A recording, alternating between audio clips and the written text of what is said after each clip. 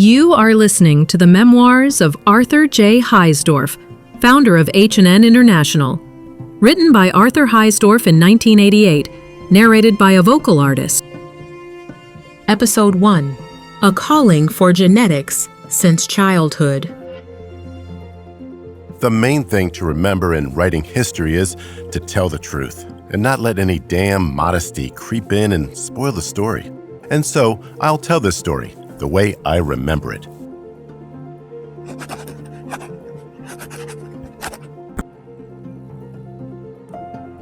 Since I started H&N, I suppose a few paragraphs about me would be appropriate. I was born December 30th, 1912, which means I'll be 69 in just a few days. My schooling consisted of grade and high school and 4 years at the University of Wisconsin at Madison, where I majored in poultry husbandry and genetics, receiving a BS degree in 1936. During the summer of 1937, I enrolled in the graduate school at Iowa State College, where I studied under that genius, Dr. J.L. Lush, professor of animal breeding, but received no degree.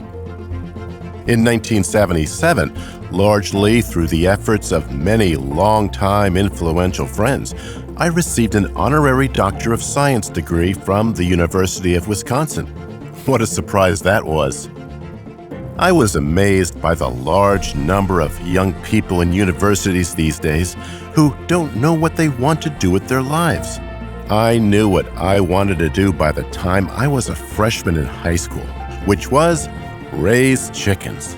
That was very strange because then we were living in the middle of Milwaukee, Wisconsin, close to the downtown area. At that time, Poultry Tribune and American Poultry Journal were sold in magazine stores, and I devoured those magazines. It seems I was driven to raise chickens because I certainly received no encouragement from my parents or relatives. I had a newspaper route, and with money earned, bought a kerosene incubator from Sears Roebuck and a setting of white Wyandotte eggs from John S. Martin in Port Dover, Ontario. The eggs were 100% fertile, but none hatched. Then I bought 25 white Wyandotte chicks of John S. Martin strain from a hatchery in Mankato, Minnesota. These were brooded with light globes in a corner of my bedroom. I can remember yet the fuss my mother made, but she didn't go so far as to forbid my doing so. As soon as the snow was gone, I got a broody hen and raised them in a small coop outdoors. Those white Wyandottes lasted about 2 years until complaints by neighbors forced me to dispose of them. But my desire to raise chickens continued, resulting in my enrolling at the University of Wisconsin, where Professor James E. Halpin was head of the poultry husbandry department. There, I made some wonderful contacts, which continue today as lifelong friends. To be continued.